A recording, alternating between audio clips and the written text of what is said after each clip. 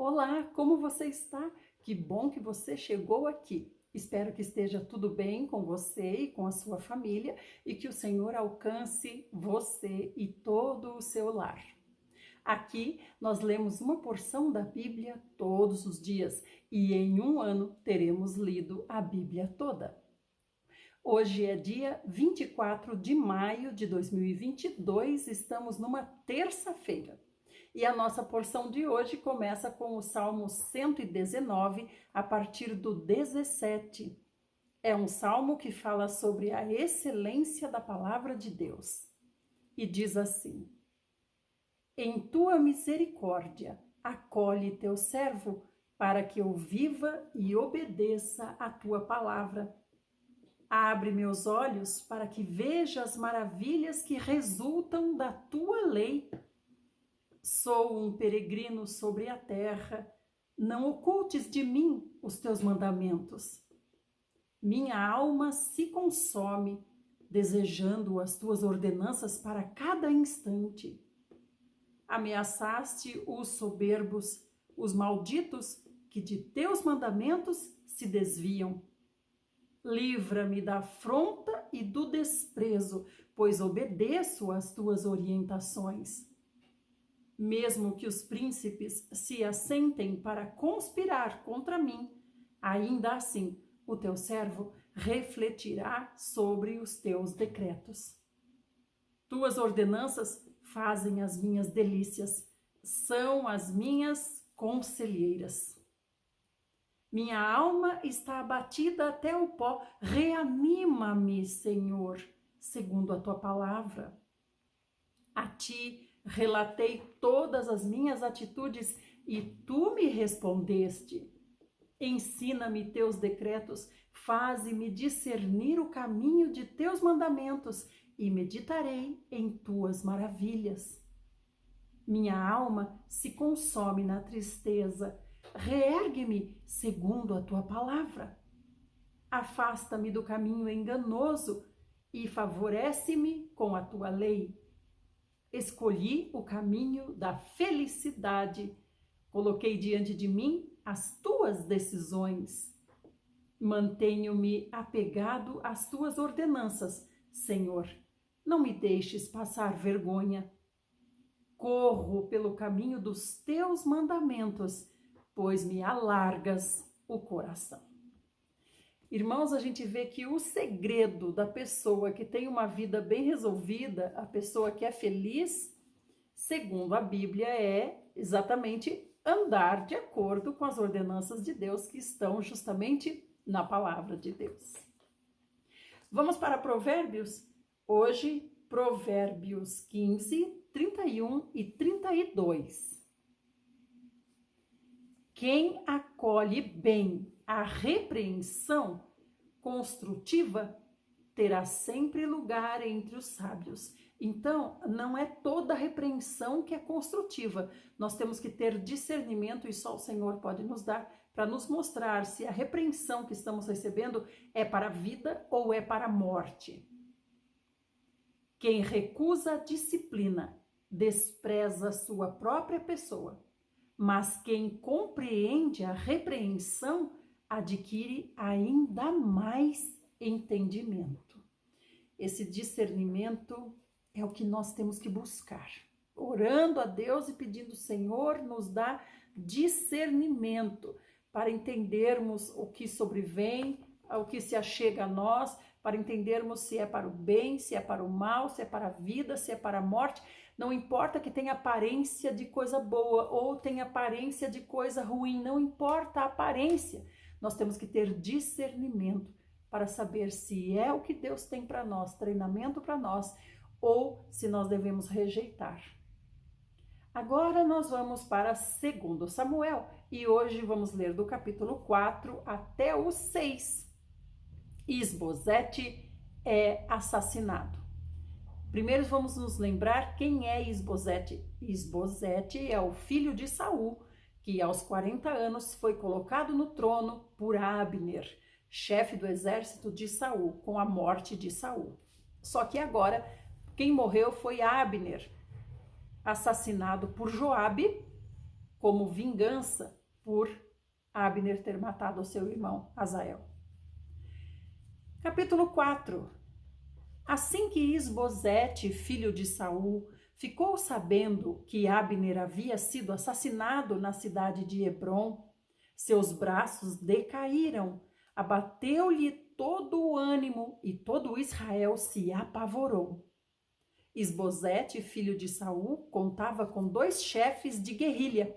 Um deles se chamava Baaná e o outro Recabe, filho de Rimom, o Beerotita, da tribo de Benjamim, porquanto a cidade de Beerote era considerada parte do território de Benjamim. O povo de Beerote fugiu para Gitaim e até nossos dias vive ali como forasteiro.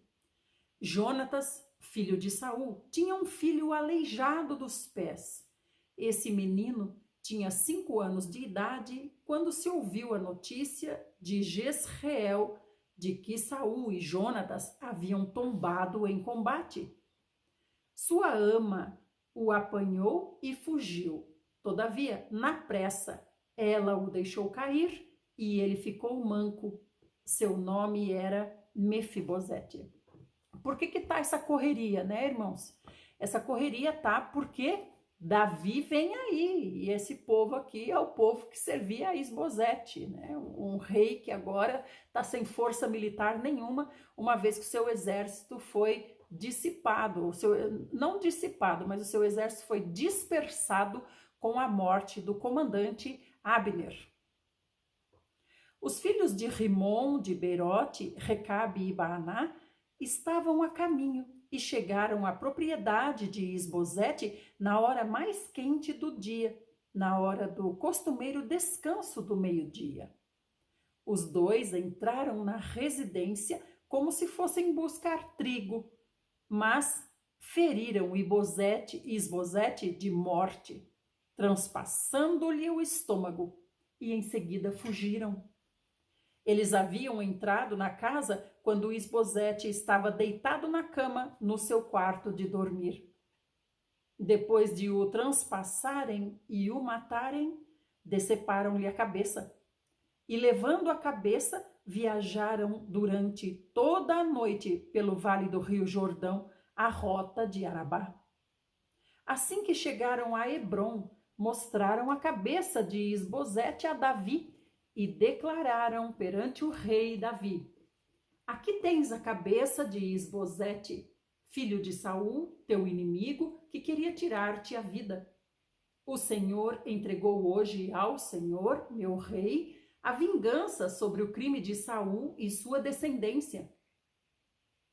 Então Davi respondeu a Recabe e Baaná, seu irmão, filhos de Rimom, o Beerotita: juro pelo nome de Yahvé, que me tem livrado de todas as aflições, se ao que veio me comunicar a notícia da morte de Saul, imaginando que trazia notícias que me alegrariam, eu logo o apanhei e o mandei executar em Ziclag, como recompensa pela sua mensagem, com muito mais razão, quando homens cruéis mataram um homem justo em sua casa, repousando sobre sua própria cama, não deveria eu requerer o seu sangue de vossas mãos criminosas e vos exterminar da terra?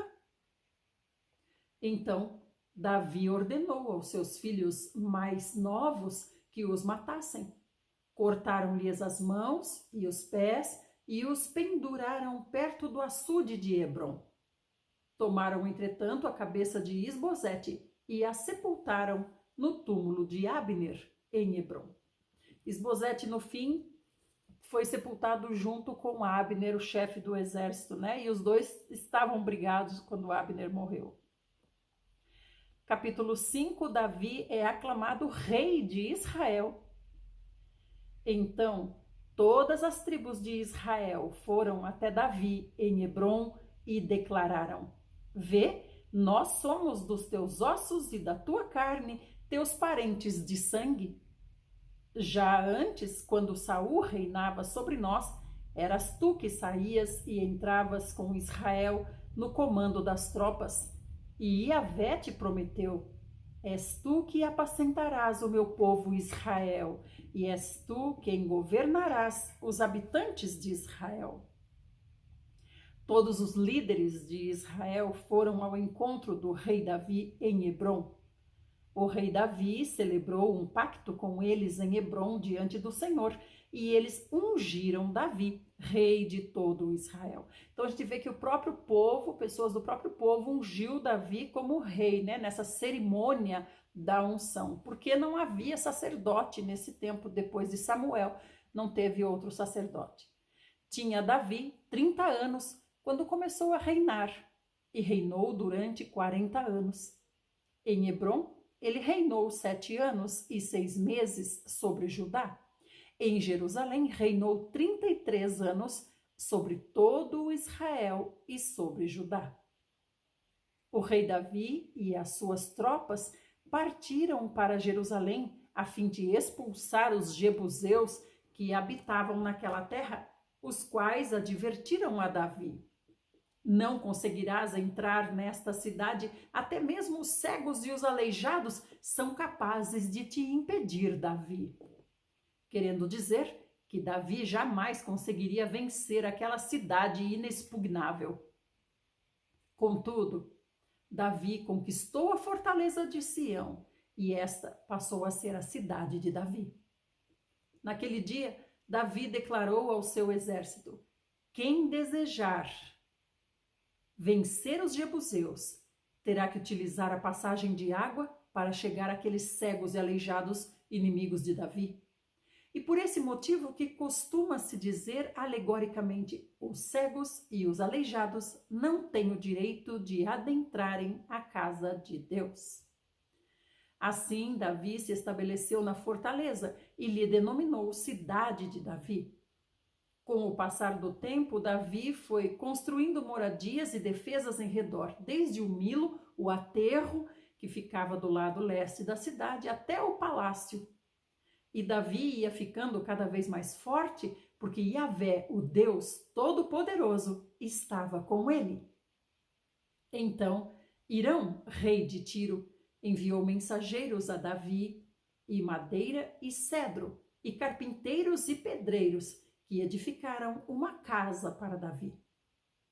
Então concluiu Davi que Yahvé o confirmara como rei sobre Israel e que seu reino estava prosperando por causa do amor que o Senhor dedicava a Israel, o seu povo. Interessante a gente observar, irmãos, que não foi o ser ungido que colocou no coração de Davi que ele era um rei escolhido por Deus realmente, mas foi ele receber presentes. Então, não que uma coisa esteja errada ou a outra esteja certa, mas é só quando o coração testifica é que nós sabemos que realmente fomos acolhidos por Deus. Não quer dizer formalidades, cerimônias, né, regras, doutrinas que nos fazem ser ungidos de Deus, mas sim o testificar em nosso coração pelo Espírito. Depois de mudar-se de Hebrom para Jerusalém, Davi tomou mais concubinas e esposas em Jerusalém, e com elas teve mais filhos e filhas.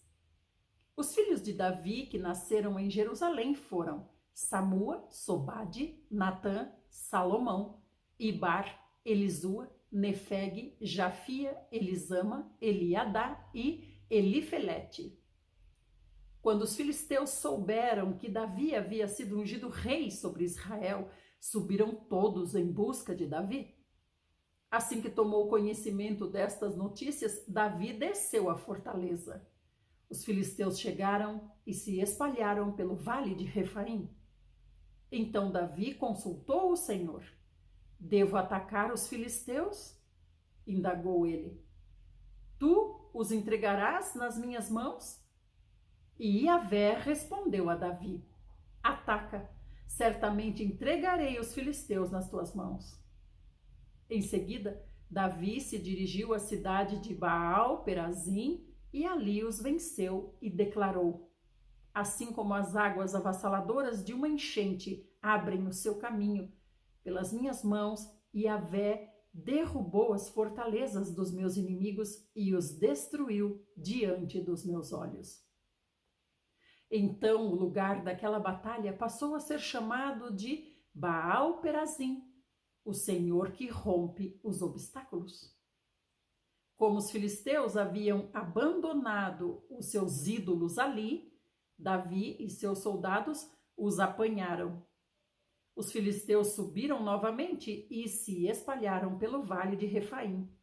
Então Davi consultou o Senhor de novo, que lhe respondeu: não os ataque pela frente, mas dá a volta pela sua retaguarda e aproxima-te deles em frente às amoreiras.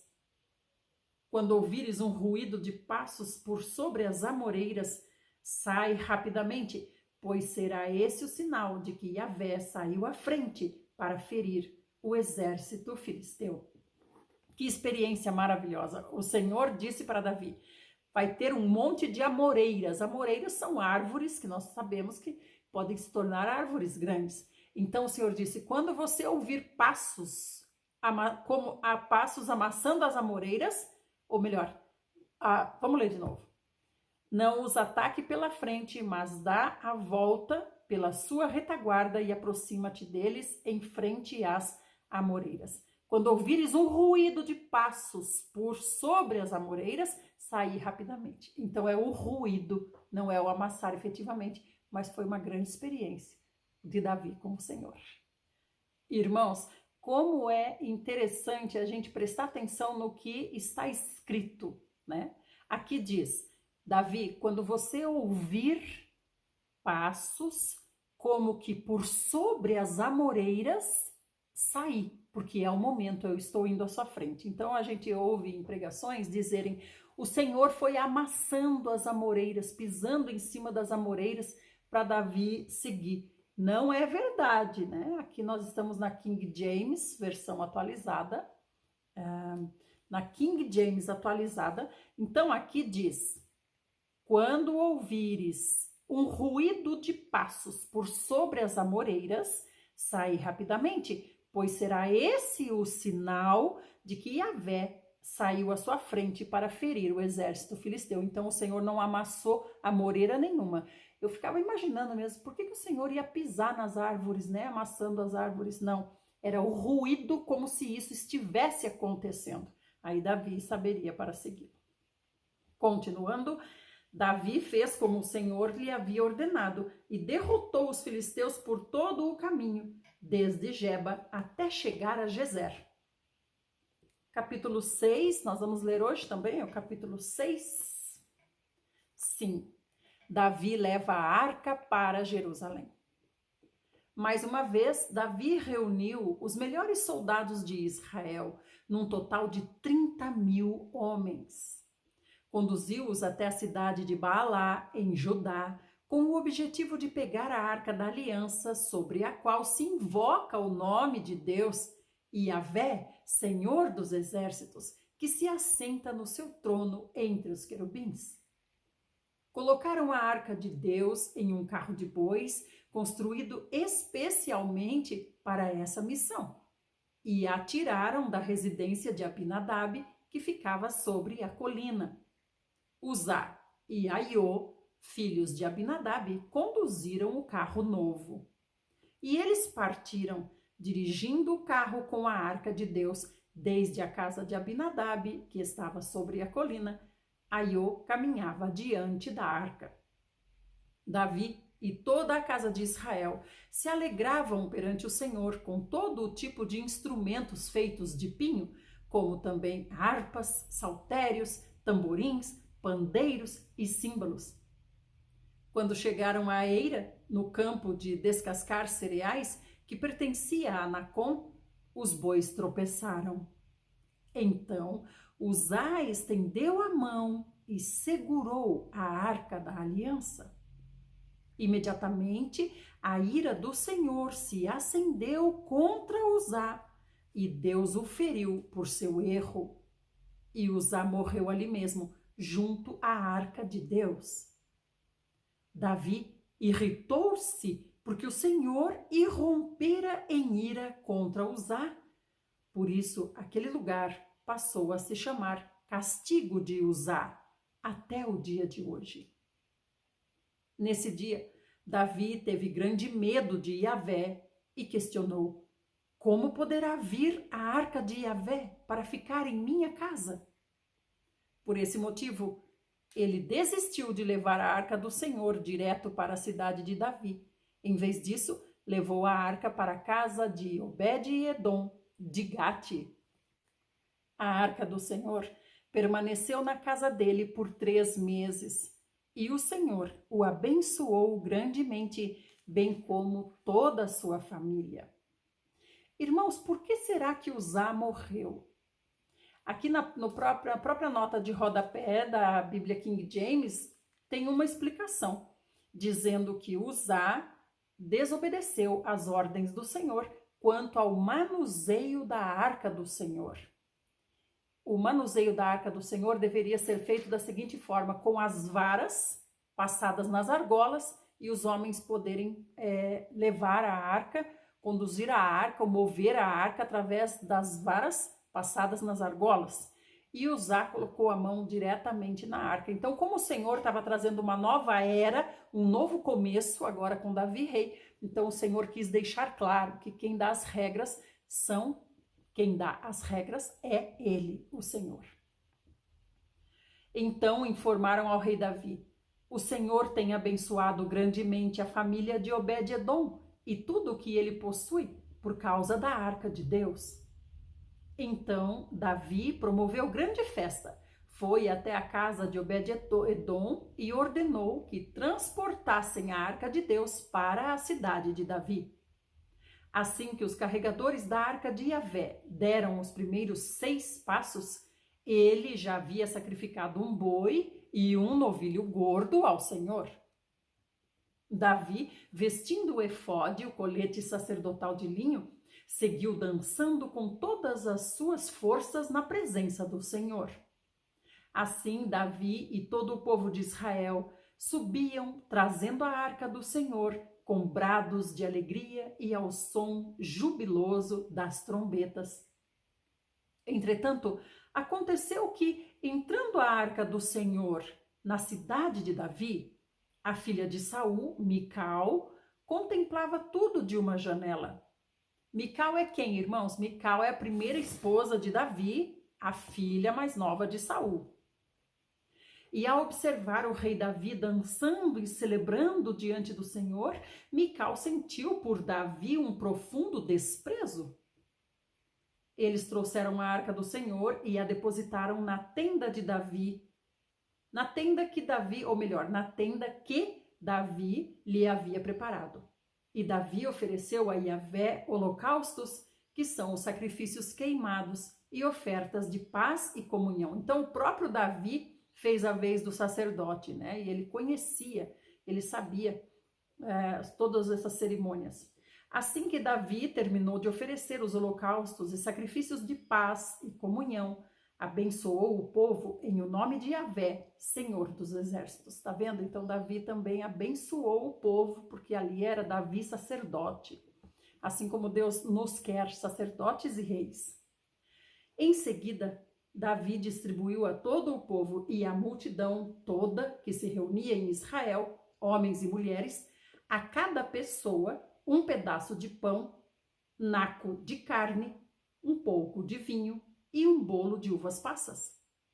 Em seguida, despediu-se do povo e cada um foi para sua casa. Então Davi retornou para sua casa, a fim de abençoar também a sua família. Mas Mical, filha de Saul, saiu ao encontro de Davi e lhe censurou, exclamando: que bela atitude teve o grande homem de Israel neste dia! O rei de Israel mais parecia um desavergonhado, tirando o manto real e ficando apenas com a túnica de linho em frente das escravas de seus servos, como um homem vulgar. Então, foi muito pesado isso que Mical falou, porque Mical estava desaprovando Davi como sacerdote, e Davi estava ali a serviço do Senhor, né, sendo um sacerdote, levando o povo até Deus e Deus até o povo. Então essa roupa de linho é roupa de sacerdote. E Mical julga Davi porque ele não estava com a estola real de rei, né? Uma coisa terrena. Contudo, Davi ponderou e respondeu a Mical: foi na presença do Senhor que eu dancei. Foi de júbilo e louvor que celebrei a Yahvé, que me escolheu em lugar do seu pai Saul, ou de qualquer outro e de seus descendentes, quando me instituiu monarca sobre o povo de Yahvé, sobre todo Israel. Ora, diante do Senhor continuarei a celebrar e me alegrar. E muito mais ainda, exporei as minhas fragilidades e me humilharei aos meus próprios olhos. No entanto, serei honrado por todas essas servas de quem tu falas. E até o dia da sua morte, Mical, filha de Saul, nunca gerou um único filho. Então o Senhor amaldiçoou Mical por causa do péssimo julgamento que ela fez, né? Então Davi fala que eu vou viver assim, né? Como sacerdote, prefiro ser sacerdote do Deus Altíssimo, né? Foi muito linda essa passagem de Davi entrando com a arca, com roupa de linho, como um sacerdote. E o Deus se alegrou muito porque não havia sacerdote nesse tempo. Vamos agora para o Novo Testamento? Hoje, no Novo Testamento, nós vamos ler João 14. Jesus, o único caminho. Não permitais que o vosso coração se preocupe. Credes em Deus, crede também em mim, diz Jesus. Na casa de meu pai há muitos aposentos. Se não fosse assim, eu o teria dito a vós. Portanto, vou para preparar-vos lugar. E quando eu me for e vos tiver preparado um lugar, virei de novo e vos levarei para mim, a fim de que onde eu estiver, estejais vós também. Vós sabeis para onde eu vou e conheceis o caminho. E indagou Jesus Tomé, ou melhor, Tomé indagou Jesus: Senhor, não sabemos para onde vais e como poderemos conhecer o caminho? Então Jesus assegurou-lhe: eu sou o caminho, a verdade e a vida. Ninguém vem ao Pai senão por mim. Essa frase é importante, irmãos, para nós não falarmos errado. Muitas vezes nós vemos irmãos dizendo: ninguém vai ao Pai senão por mim. Não, o Senhor disse: ninguém vem, porque o Pai e eu somos um. Ninguém vem ao Pai se não for por mim. Não é ninguém vai ao Pai se não for por mim, como se o Pai estivesse no céu e Jesus estivesse na terra, né? Os dois são um. Se vós de fato tivesseis me conhecido, teríeis conhecido também a meu Pai, e desde agora vós o conheceis e o vistes, ou seja, você está olhando para mim, Jesus, você está vendo o Pai. Solicitou-lhe Filipe: Senhor, mostra-nos o Pai, e isso é suficiente para nós? Então Jesus ministrou-lhes: há tanto tempo que estou convosco, e tu não me tens conhecido, Filipe? Aquele que vê a mim, vê o Pai. Como podes dizer: mostra-nos o Pai? Não crês que eu estou no Pai e que o Pai está em mim? As palavras que eu vos digo, não as digo em minha própria autoridade, mas o Pai que habita em mim realiza as suas obras. Crede-me quando digo que estou no Pai e que o Pai está em mim. Crede-o ao menos por causa das mesmas obras. Em verdade vos asseguro que aquele que crê em mim fará também as obras que eu faço e outras maiores fará, pois eu vou para o meu Pai.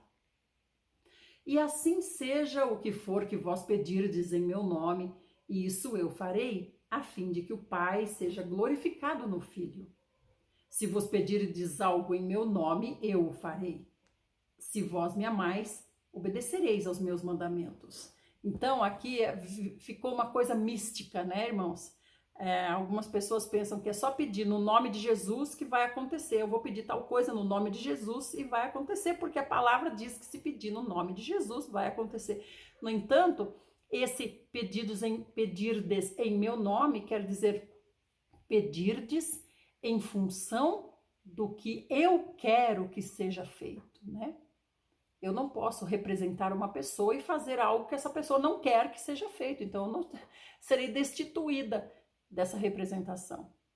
Então, aqui o Senhor disse, se você pedir no meu nome, eu vou te dar. Então, esse no meu nome é se você pedir segundo a minha vontade, se você pedir para a obra, para continuar aquilo que estou iniciando, para a missão que estou deixando para você, então o Pai vai se manifestar e vai acontecer. E tem mais, ele disse assim, para concluir no 15, se vós me amais, diz Jesus, obedecereis aos meus mandamentos. Então aqui o Senhor sempre dá a explicação, né? Se obedecer aos mandamentos, pode pedir no nome dele que vai ser atendido. E que mandamentos são esses? Justamente a vontade do Pai. Aleluia. Louvado seja o Senhor. Terminamos aqui a leitura de hoje. Fico muito feliz de estarmos todos os dias aqui juntinhos lendo a palavra de Deus. Agora eu recomendo que você vá para o vídeo da oração. E amanhã a gente se encontra aqui de novo para ler a Bíblia. Lembre-se de se inscrever e compartilhar. Assim a palavra chega a muitos lugares onde tem gente que não tem tempo para ler ou não pode ler. Quero deixar um beijo muito especial para minha querida Marina Ferreira. Um beijo, Marininha linda. Que Deus te abençoe. Obrigada por estar ouvindo todos os dias aqui juntinho com a gente. Fique bem, Marina. Fique bem também a minha querida irmã Má. Fiquem todos bem vocês. E até amanhã.